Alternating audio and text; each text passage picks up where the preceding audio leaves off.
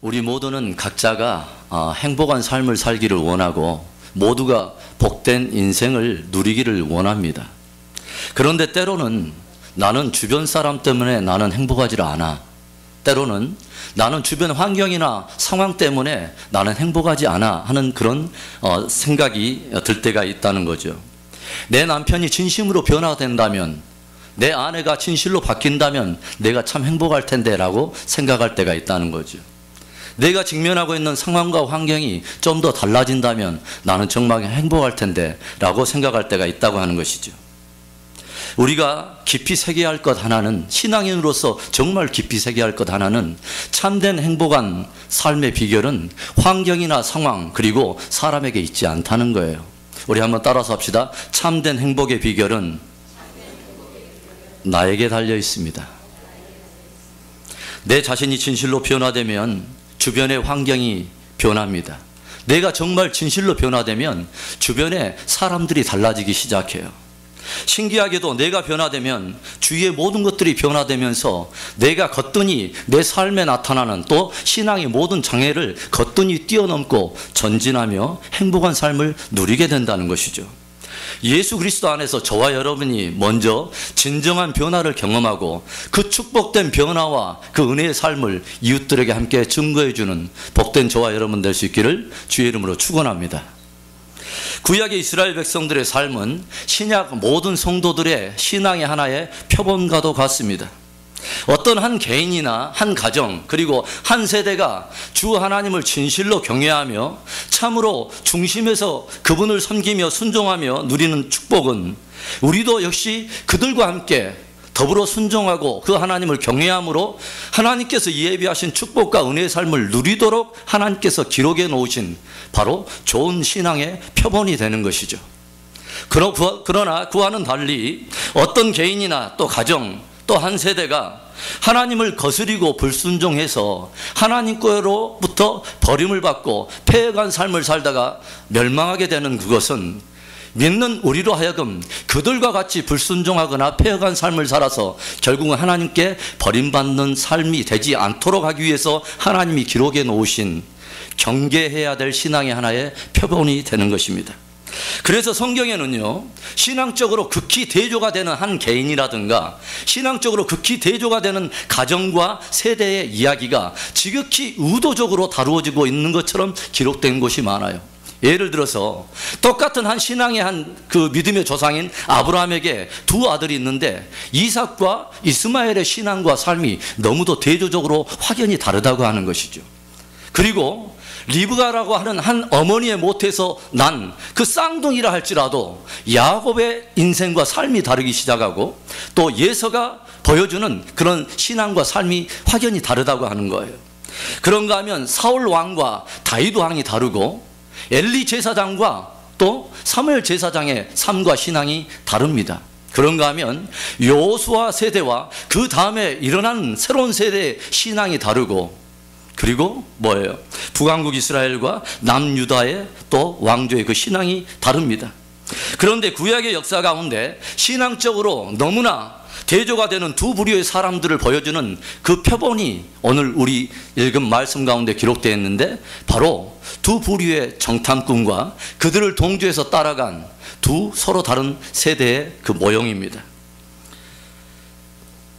하나님이 베풀어 주신 그 기적과 권능 때문에 출애굽이라고 하는 엄청난 그 구속의 역사를 경험했음에도 불구하고 10명의 정탐꾼들의 말을 듣고 따르다가 약속의 땅인 가나안을 앞두고 한 번도 그 발자국을 그 땅 안에 들여보지 못하고 광야에서 엎드러져 버린 한 세대를 우리는 보게 됩니다.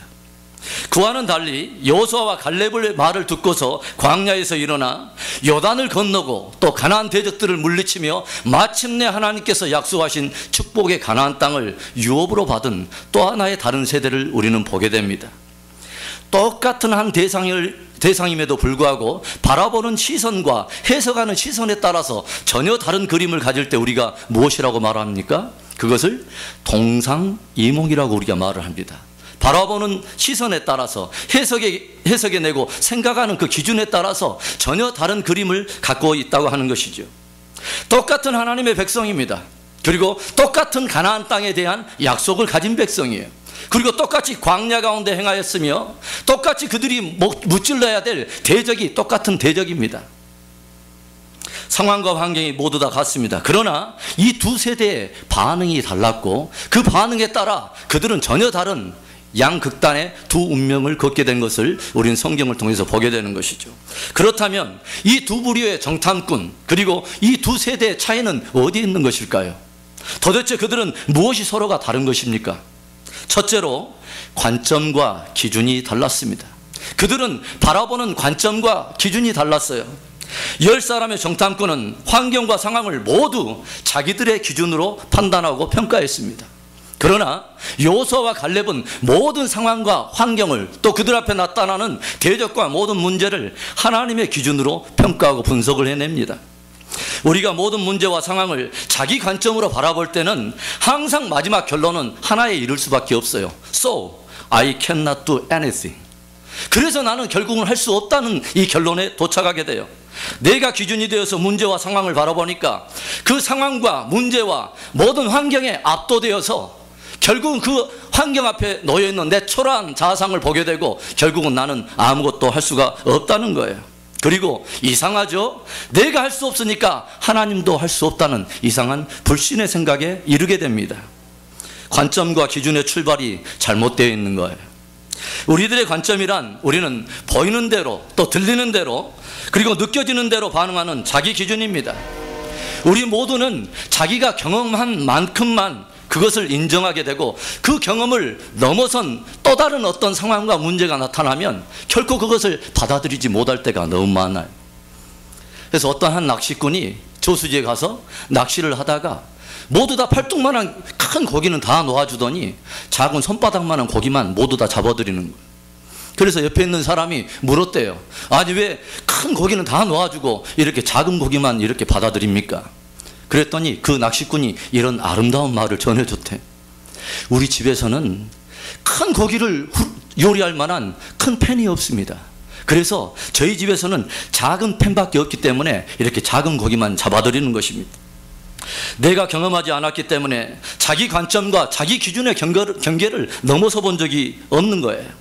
이전에 보지 못했던 가나안의 철병거들과 높은 성벽들, 눈에 보이는 대로 거인들을 보면서 그들은 두려워한 거예요. 13장 28절의 말씀을 우리 함께 봅니다. 13장 28절 함께 읽어봅니다. 시작. 그러나 그 땅 거민은 강하고 성읍은 견고하고 심이 클 뿐 아니라 거기서 아낙 자손을 보았으며.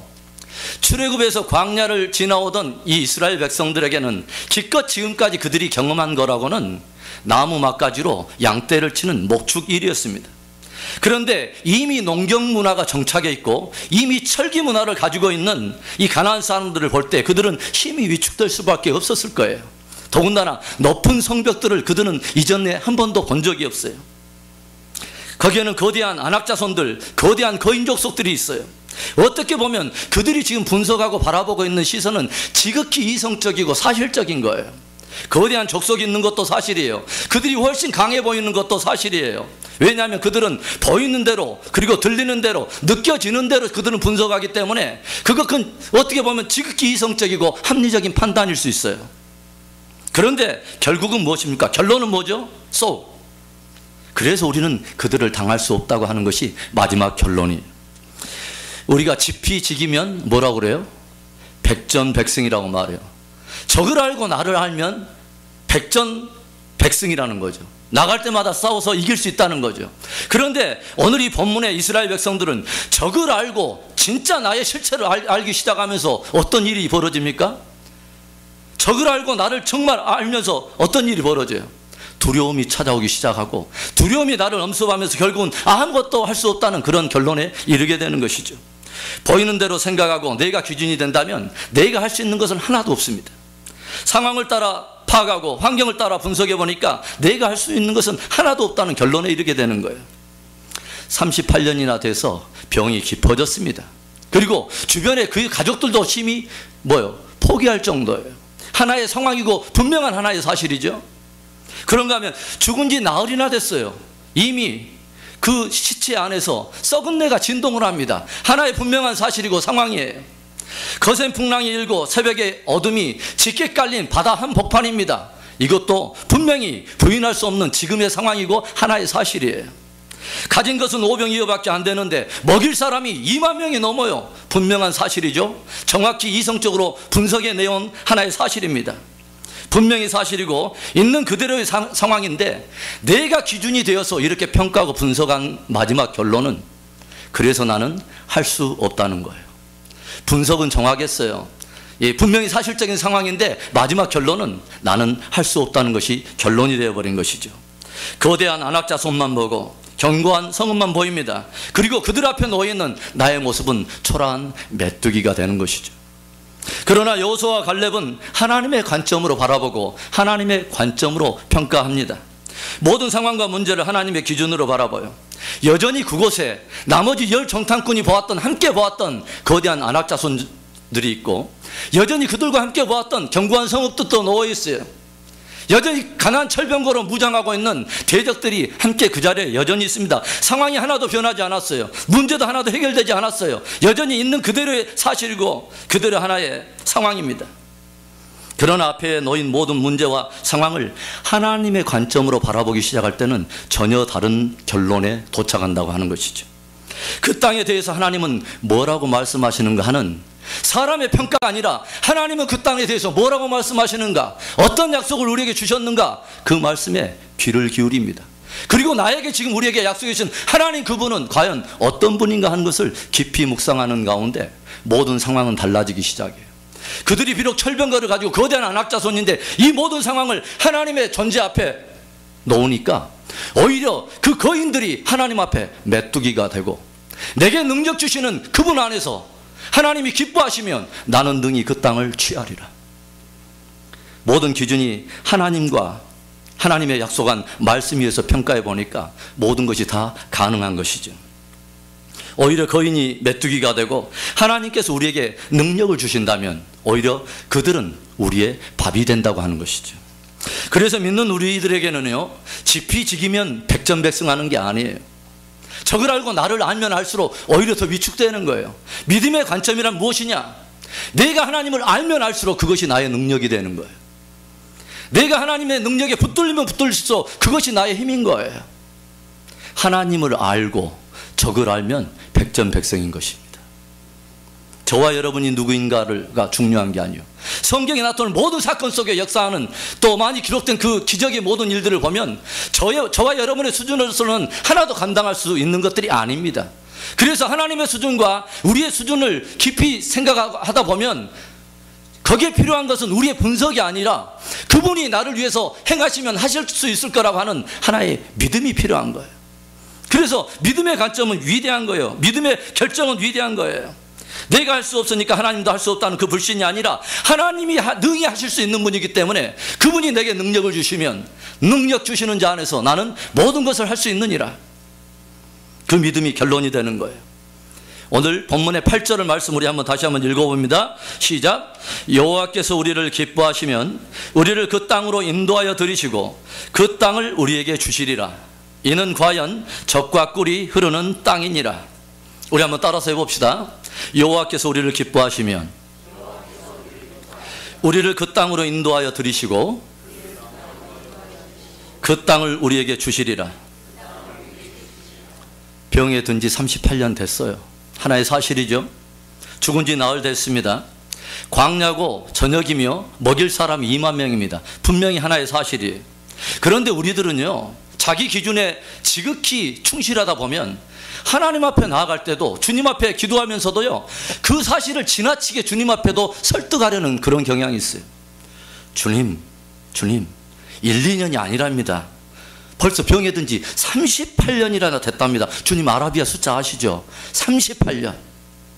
주님 죽은 지 나흘이 됐답니다. 주여, 나흘, 하루 이틀 말고 나흘. 주님 코 있으시죠? 냄새 나십니까? 주님 200명이 아니랍니다. 무려 2만 명이랍니다. 분명한 하나의 사실이에요. 그러나 자기 기준은 상황과 환경을 자꾸 우리 수준으로 해석하고 그것의 경계를 뛰어넘지 못하게 만들어요. 그러나 믿음의 관점은 상황과 환경을 주님의 수준으로 바라보면서 해석하면서 그분을 신뢰함으로 그 경계를 능히 뛰어넘도록 우리를 도전하는 거예요. 우리 수준과 주님의 수준이 다르기 때문에 우리에게 요구되는 것은 분석이나 평가가 아니에요. 저와 여러분에게는 믿음이 필요한 것입니다. 사람으로서는 할 수 없으되 하나님으로서는 할 수 있느니라. 힘과 능으로는 할 수 없으되 오직 여호와의 신으로 말미암아 되느니라. 저와 여러분이 예수 그리스도를 믿는다는 것은요, 우리 인생의 주인이 바뀌었다는 거예요. 그것은 나와 내 기준을 이미 버렸다는 거예요. 이제는 모든 것을 나를 위해서 십자가에 돌아가신 그분이 나의 주인이 되셨다는 것은 이제는 하늘과 땅의 모든 권세를 지신 그분이 내 삶의 기준이 되고 그분이 나의 모든 상황과 환경의 평가의 기준이 됐다는 것을 말하는 것입니다. 예수님을 진실로 주인으로 모시고 그분의 그 기준과 관점을 따른다면 능력 주시는 그분 안에서 저와 여러분도 승리하게 될 줄로 믿습니다. 오늘 두 정탐꾼 그리고 두 세대의 근본적인 차이는 무엇입니까? 바로 관점과 기준의 차이였습니다. 주님이 저와 여러분의 관점과 기준이 되어서 삶 속에 찾아오는, 또 신앙에 찾아오는, 여러 관계에 찾아오는 모든 장애를 거뜬히 뛰어넘고 승리하는 저와 여러분들 되시기를 주의 이름으로 축원합니다. 이 두 부류의 정탐꾼 그리고 이 두 세대의 차이는 또 무엇이었습니까? 무엇이 달랐습니까? 둘째로 말이 달랐습니다. 우리 한번 따라서 합시다. 말을 잘해야 합니다. 정말 말을 잘해야 돼요. 사람들은요, 자기의 생각하는 대로 말을 해요. 자기가 느끼는 대로 그것을 언어로 표현을 합니다. 그런데요, 오히려 그 반대로 그 사람이 하는 말이 그 사람의 생각을 이끌어갈 때가 있어요. 그 사람의 생각이 그 사람의 인생을 이끌어가는 힘이 되기도 해요. 그러나 어떤 경우든지 그 사람이 하는 말은 그 사람의 인생을 이끌어갑니다. 잠언 18장 21절의 말씀을 우리 함께 읽어봅니다. 시작. 죽고 사는 것이 혀의 권세에 달렸나니 혀를 쓰기 좋아하는 자는 그 열매를 먹으리라. 죽고 사는 권세가 어디에 달렸어요? 혀의 권세에 달렸어요. 혀의 권세. 사람마다 그 입술의 열매를 먹는다는 거예요. 10사람의 정탐꾼의 말을 조용히 들어보면 모두가 불평이고 의심이고 절망의 언어들입니다. 그러나 여호수아와 갈렙의 그 보고를 들으면 똑같은 상황이에요. 똑같은 대적이에요. 똑같은 광야라고 하는 상황이고 똑같은 약속을 가진 자고 모든 해결해야 될 모든 문제도 똑같이 가지고 있는 사람들이. 그런데 그들의 입술의 언어의 표현들은 그런 말들이 아니었어요. 감사하며 주의 말씀을 신뢰하며 소망의 언어들이었습니다. 10사람의 정탐꾼은 현재적인 상황에 대해서 불평하기 시작합니다. 그리고 그 불평은 하나님의 선하신 인도하심마저 의심하는 의심의 언어들로 이어지면서 결국 절망의 언어들을 쏟아놓습니다. 하나님이 주신 그 땅에 대해서 악평합니다. 그리고 이 말에 함께 동조한 그 많은 백성들이 밤새 그 10명의 정탐꾼과 함께 밤새 곡을 하면서 밤새 우는 것이죠. 그리고 지도자 모세와 아론을 원망하면서 이제는 해서는 안 될 그러한 말들을 쏟아놓는 것이 바로 오늘 본문 3절에 있는 말씀입니다. 우리 한번 읽어보겠습니다. 시작. 어찌하여 여호와가 우리를 그 땅으로 인도하여 칼에 망하게 하려 하는고 우리 처자가 사로잡히리니 애굽으로 돌아가는 것이 낫지 아니하랴.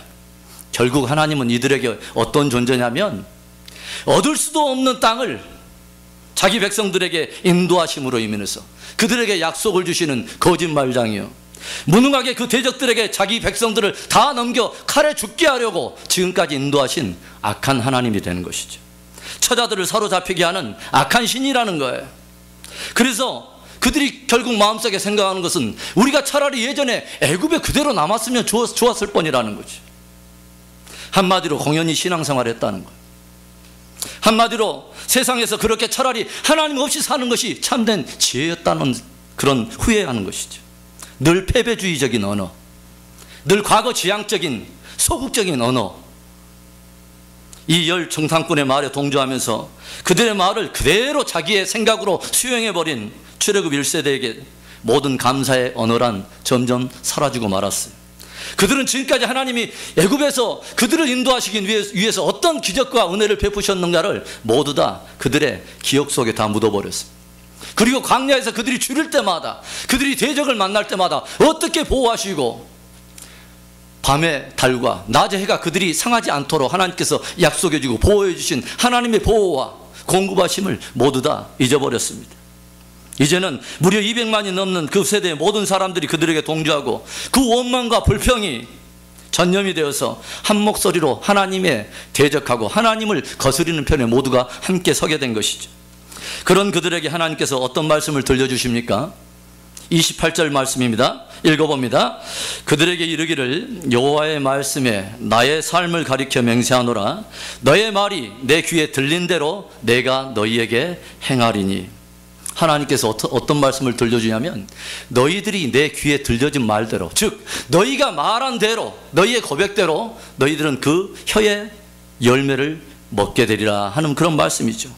할 수 없어요. 우리는 그 땅을 차지할 만한 능력이 안 됩니다. 우리에게는 도저히 그것을 할 수 있는 만한 그런 여력이 안 돼요. 우리는 아마 광야에서 다 엎드러질 것이고 우리의 처자들은 다 사로잡히게 될 것입니다. 하나님께서 조용히 그들의 입술에 들려지는 그 말씀을 듣다가 너희 말이 내 귀에 들린 대로 내가 그대로 행하리라, 이런 말씀을 하는 것입니다. 잠언의 말씀처럼 사람이 그 입술의 복록을 그대로 먹게 된다는 것입니다. 그러나 여호수아와 갈렙의 말은 어떻습니까? 하나님이 주신 약속의 말씀을 마치 자기들의 신앙 고백처럼 그대로 고백하고 있는 것들을 우리가 보게 돼요. 7절 이하에 우리가 말씀을 쭉 보면 어떤 말씀이 주어집니까? 그 땅은 심히 아름다운 땅이며 하나님이 능력을 주시면 얼마든지 그 땅을 차지할 수 있다는 거예요. 과연 젖과 꿀이 흐르는 땅이요, 그들의 보호자는 그들을 떠났고 하나님은 우리와 함께 하시기 때문에 두려워 말고 함께 그 땅을 취하자고 백성들을 독려하면서 그들을 세워줍니다. 백성들의 신앙을 독려하고 대적들을 두려워 말고 하나님을 의지함으로 우리가 함께 정복해 가자고, 우리가 함께 승리해 가자고 저들을 도전하면서 격려하는 것이죠. 하나님의 약속을 신뢰하면 그 땅을 차지할 수 있다는 거예요. 이러한 그들에게 역시 30절의 말씀, 이런 말씀을 들려줍니다. 여분네 아들 갈렙과 눈의 아들 여호수아 외에는 내가 맹세하여 너희로 거하게 하리라 한 땅에 결단코 들어가지 못하리라. 하나님께서는 그 귀에 들린 대로 차지할 수 없다고 하는 그들을 그 땅으로 들이지 아니하고, 우리는 부족하지만 여호와께서 우리를 기뻐하시며 능히 그 땅을 차지하라고 고백했던 그 믿음의 사람들에게 그 땅에 합당한 백성으로 그들을 들이셨습니다. 특별히 저와 여러분들에게 말을 잘하는 지혜가 있기를 바라요. 비방하는 언어들이 아니라 서로를 긍휼히 여김으로 기도하는 언어들이 더 풍성해지기를 바랍니다. 악평의 언어들이 아니라 감사와 축복의 언어들이 더 풍성하기 바랍니다. 원망의 언어들이 아니라 많은 사람들에게 소망을 주고 격려해주는 말들을 더 풍성하게 할 수 있기를 바랍니다. 사람의 말에는 파괴성이 있어요. 사람의 말에는요, 전염성이 있습니다. 마치 10명의 정탐꾼의 말이 200만의 많은 사람들의 마음속에, 그들의 마음속에 마치 찌르는 채찍처럼 거기에 함께 심어짐으로 인해서 그들이 그 생각에 그대로 동조하게 되고 그것을 자기의 생각으로 품음으로 말미암아서 하나님을 대적하고 결국은 자기들이 가지고 있는 그 말씀을 따라서, 그 메시지를 따라서 광야에서 단 한 번도 하나님께서 주신 약속의 비전을 이루어보지 못하고 한 번도 하나님의 뜻대로 쓰임받지 못하고 광야에서 엎드러져 버린 그런 세대가 된 것입니다. 그러나 우리의 말에는 또한 생명력이 있어요. 우리가 말을 잘하면 듣는 이가 살아나고 그 말에 따라서 우리의 인생이 달라지는 은혜가 있어요. 마치 여호수아와 갈렙의 말처럼 그들의 말에 광야에서 일어난 새로운 세대가 듣고 순종해서 약속의 땅을 정복했던 것처럼 말입니다. 그리고 예수 그리스도에 관한 복음을 듣고 듣는 이마다 모두 다 살아난 것처럼 우리의 말에는 생명력이 있습니다. 사랑하는 성도 여러분, 오늘 저와 여러분의 입술에는 어떤 말들이 주로 고백되어지고 있습니까? 하나님의 약속의 말씀 위에서 공동체를 세우는 언어들, 형제와 자매의 신앙을 세워주는 말들을 고백하고 있습니까? 내 남편 그리고 내 아내를 격려하면서 자녀들을 격려하며 세우는 언어들을 여러분 사용하고 계십니까? 아니면 내 관점대로 마음대로 분석해내고 판단하고 불평하며 원망하는 언어들, 공동체를 무너뜨리고 형제 자매의 믿음을 무너뜨려버리는 그런 언어를 사용하고 있습니까? 플라시보 효과라는 것이 있다고 해요. 사람은 자기가 누군가에 대해서, 누군가에 의해서 어떤 말을 듣는가에 따라서 그 말대로 살아가고자 하는 그런 경향이 있다는 것이죠. 그것을 바로 플라시보 효과라고 한답니다. 누군가를 격려해주고 사랑해주면요, 그 사람이 그 들은 말대로 살고 싶어하는 그런 마음이 생긴다는 거죠. 내 귀에 들린 대로 행하리라. 내 귀에 들린 대로 행하리라. 여러분과 저의 입술의 말들로 인해서 스스로도 하나님의 약속들을 누리고, 그리고 그 변화된 축복의 삶을 많은 이들과 함께 나누는 그 승리가 있기를 주의 이름으로 축원합니다. 이 두 부류의 정탐꾼, 그리고 이 두 세대의 차이는 무엇입니까? 그들은 무엇이 달랐습니까? 마지막 세 번째로 그들의 순종이 달랐습니다. 따라서 해봅니다. 순종이 달랐습니다. 잘못된 생각은 잘못된 습관을 낳습니다. 그리고 잘못된 습관은 잘못된 삶을 이루게 돼요. 10명의 정탐꾼의 그 말에 귀 기울이고 그 말을 그대로 받아들인 사람들은 이제는 환경에 대해서 불평하고 상황에 대해서 절망하면서 함께 울면서 밤새 곡을 합니다. 그리고 그들이 어떻게 행동을 합니까? 이런 분위기가 계속 고조되면서 10절에 보니까 10명의 정탐꾼과 200만이 넘는 하나님의 백성이라고 하는 자들이 여호수아와 갈렙을 돌로 치려고 합니다. 그리고 구체적으로 이제는 한 장관을 세워서 그들이 떠나왔던, 하나님의 은혜로 떠나왔던 바로 애굽으로 다시 돌아가려고 합니다. 생각은 습관을 만들어내고 습관은 삶을 만들어내요. 우리가 보게 되듯이 출애굽 1세대들은 늘 광야에서 문제만 만나면 늘 이전에 해왔던 습관대로 불평을 합니다. 문제만 만나면 이전에 해왔던 습관대로 지도자를 원망하고 하나님을 원망해요. 문제만 만나면 애굽을 동경하고 과거를 그리워합니다. 단 한 번도 하나님 앞에 쓰임받지 못하고 하나님이 주신 비전을 믿지 못하고 광야에서 엎드러져 버린 그런 세대로서 우리 후대의 사람들에게 그렇게 기억이 되는 그런 사람들이 되었습니다. 그런데 여호수아와 갈렙의 삶을 보면 끊임없이 저들은 하나님의 말씀을 붙들고 순종하며 전진합니다. 순종의 이유와 기준이 내 어떤 기준이나 평가가 아니라, 어떤 사람이 기준이나 평가가 아니라, 어떤 상황이나 그런 환경의 이유가 아니라 하나님이 말씀하셨기 때문이 바로 이들이 순종하는 근거요, 바로 순종하는 하나의 기준이라고 하는 것이죠. 여전히 거기에는 변하지 않는 상황이 있어요. 여전히 풀려지지 않은 많은 문제들이 그대로 산재해 있어요. 그러나 낙심하지 않고 역시 계속 전진하면서 그 땅을 결국은 성취할 수 있었던 이유는 하나님의 말씀이 내 순종의 기준과 이유가 되었기 때문입니다. 훗날에 가나안 땅에 들어가서 모든 가나안 정복 전쟁이 다 끝나고 지파별로 제비를 뽑아서 기업을 나눌 때, 이제는 그때 45년 전에 바로 정탐꾼으로 파송을 받았던 바로 갈렙이 45년이 지난 후에 여호수아와 모든 이스라엘 백성들 앞에 나아가서 한 말이 있습니다. 그게 여호수아 14장 10절부터 12절 말씀인데 제가 천천히 읽어보겠습니다. 이제 보소서, 여호와께서 이 말씀을 모세에게 이르신 때로부터 이스라엘이 광야에 행한 이 45년 동안을 여호와께서 말씀하신 대로 나를 생존케 하셨나이다. 오늘날 내가 85세로 돼 모세가 나를 보내던 날과 같이 오늘날 오히려 강건하니 나의 힘이 그때나 이제나 일반이라. 싸움에나 출입에 감당할 수 있사온즉 그날에 여호와께서 말씀하신 이 산지를 내게 주소서. 당신도 그날에 들으셨거니와 그곳에는 아낙 사람이 있고 그 성읍들은 크고 견고할지라도 여호와께서 혹시 나와 함께 계시면 내가 필경 여호와의 말씀하신 대로 그들을 쫓아내리이다. 45년 전이나 지금이나 내 기력이 일반이랍니다. 쇠하지 않았다는 거예요. 기럇 아르바, 즉 거인 족속이 여전히 있고 45년이 지났는데도 견고한 성읍은 그대로 있더라는 것이죠. 그런데 하나님이 그때도 역시 그러했듯이 오늘도 역시 나에게 능력을 주시면, 나를 기뻐하시면 나는 그 땅을 기업으로 찾을 수 있을 거라고 하는 것이 갈렙의 변함없는 신앙의 고백이에요. 가만히 보면요, 갈렙은 40년 전에 고백했던 말을 그대로 고백하고 있는 거예요. 그리고 또 40년 전에 했던 그 순종이 갈렙에게는 변함이 없는 것을 우리는 보게 돼요. 어떻게 그의 말이 하나도 변하지 않고 그의 순종이 변함이 없을까요? 그 이유가 무엇일까요? 그 이유는요, 하나님이 변함이 없기 때문에 그래요. 하나님은 결코 변하지 않아요. 그분의 능력이, 손이 구하는 손이 짧아진 것이 아니에요.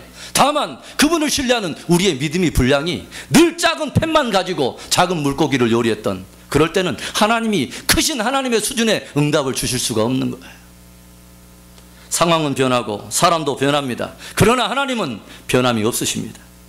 이 말씀에서, 우리가 방금 읽은 말씀에서 눈에 띄는 말씀이 바로 이런 말씀이에요. 여호와의 말씀하신 대로라는 뜻이에요. 여호와의 말씀하신 대로 나를 생존케 하셨나이다. 여호와께서 그날에 내게 말씀하신 그 산지를 내게 주소서. 여호와의 말씀하신 대로 내가 그들을 쫓아내리이다. 여호수아와 갈렙을 생각하면 늘 변함없는 순종이 참 부러워요. 믿음의 사람들에게 부러운 것은 그런 것이어야 돼요. 변함없는 순종, 늘 주님을 바라보는 청초한 늘 푸른 신앙, 항상 보아도 진국 같은 하나님을 바라는 간절한 열망들 말입니다. 세월의 연륜이 흐를수록, 더 신앙의 연륜이 흐를수록 더욱 이전보다 더욱 순종하는 저와 여러분 될 수 있기를 바랍니다. 나이 드신 많은 분들도 계세요. 그런데요, 오늘 갈렙의 신앙을 보면 이제는 나이 들었기 때문에 그렇게 이제 살다가 주님 앞에 가는 것입니다. 절대로 그러지 마세요. 십자가를 맛보고 주님의 은혜를 맛본 사람은 처음에도 충성했지만 죽을 때까지 주 앞에 충성하며 주님 앞에 서야 되는 거예요. 할렐루야. 할렐루야. 제가 알고 있는 한 어른이 있어요. 지금은 나이가 92세 되신 권사님이십니다. 미국에서 제가 신앙생활 절참히 하다가 기도의 동역자로 함께 알게 됐는데 자녀들 문제 때문에 한국으로 이사를 가셨어요. 근데 그분이 가끔씩 저와 통화를 해요. 0709 전화로. 전화를 하면 그 권사님 저에게 이런 말씀을 드려요. 목사님, 제가 지금도 새벽 4시가 되면 가장 먼저 일어나서 제일 먼저 하는 일이 뭐게요? 권사님이니까 기도하시겠죠. 맞아요. 새벽 4시가 되면 가장 먼저 주님 앞에 엎드리면서 주님을 경배하고 드리는 기도가 목사님과 목사님이 섬기는 은혜비전 교회를 위해서 간절히 기도합니다. 얼마나 마음속에 감사한지 몰라요. 얼마나 고마운지 몰라요. 변함없이 충성하는 모습, 변함없이 기도하는 모습, 변함없이 주를 섬기는 그 모습이 주님 앞에 아름다운 거예요. 주님 앞에 서는 날까지. 내가 부족해도, 그리고 여전히 문제가 있어도 상황은 달라지지 않은 것 같은데 주님이 말씀하셨기 때문에 겸손히 순종하는 저와 여러분 될 수 있기를 바랍니다. 상황이 바뀌면 순종하겠습니다. 환경이 바뀌면 순종하겠습니다. 그 사람만 아니라면 제가 순종하겠습니다. 아니에요. 그런 사람은 절대로 하나님의 귀한 행복의 원리, 또 승리의 원리를 누리지 못합니다. 하나님의 말씀은 우리에게 판단하고 분석하라고 주신 말씀이 아닙니다. 하나님이 진정 하나님이라면 저와 여러분은 겸손히 그분이 하신 말씀이기 때문에 우리는 순종하고 열매를 맺어야 하는 것입니다. 여호수아와 갈렙을 중심으로 축복의 새로운 세대, 그리고 그 가나안 땅에 합당한 세대가, 또 순종하는 세대가 결국은 그 땅을 기업으로 차지하게 됩니다. 사랑하는 성도 여러분, 똑같은 하나님의 백성, 똑같은 하나님의 약속의 땅, 똑같이 풀어가야 될 많은 산지 있는 상황과 모든 문제들은 오늘도 저와 여러분 앞에 똑같이 놓여 있어요.